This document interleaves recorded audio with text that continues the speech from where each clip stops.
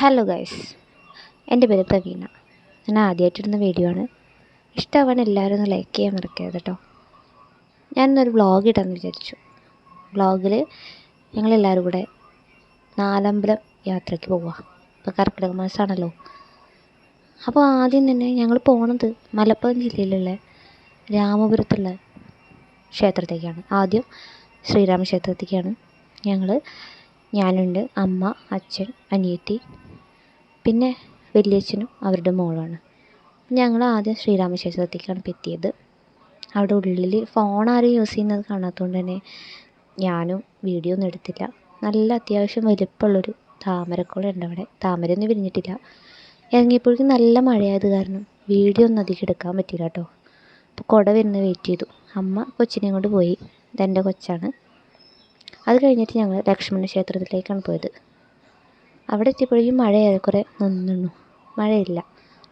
അവിടെ ഞങ്ങൾ ഇറങ്ങി.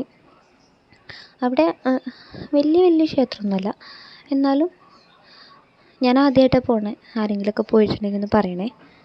അപ്പോൾ അവിടെയൊക്കെ തൊഴുത് ഞങ്ങൾ കയറി. ഇനി അടുത്തത് ഭരതക്ഷേത്രത്തേക്ക് പോകാനായിട്ടാണ്. അപ്പോഴേക്കും മഴക്കാർ ഇങ്ങനെ വരുന്നുണ്ട്. അപ്പോൾ വണ്ടി വെയിറ്റ് ചെയ്യാണ്. ഞങ്ങൾ വലിയച്ഛൻ്റെ വണ്ടിയിലാണ് പോകുന്നത്. അപ്പോൾ ഇങ്ങനെ ഭരതക്ഷേത്രത്തേക്ക് നമ്മൾ രാമക്ഷേത്രത്തിൻ്റെ മുന്നിലൂടെ തന്നെയാണ് പോകുന്നത്. ആ ബോർഡൊക്കെ കാണാൻ പറ്റും. അപ്പോൾ ഞങ്ങളിങ്ങനെ പോയിക്കൊണ്ടിരിക്കുക കേട്ടോ. കുട്ടി നല്ല ആക്റ്റീവാണ്. നേരത്തെ എണീറ്റതുകൊണ്ടൊന്നും വലിയ കുഴപ്പമൊന്നുമില്ല. അപ്പോൾ ഞങ്ങൾ ഭരതക്ഷേത്രത്തേക്ക് എത്തി. അവിടെ വണ്ടി പോവും, എന്നാലും ഞങ്ങളൊന്ന് നടന്നു പോകാമെന്ന് കരുതി. അത്ര ദൂരമൊന്നുമില്ല, കുറച്ച് ദൂരം തന്നെ ഉള്ളൂ.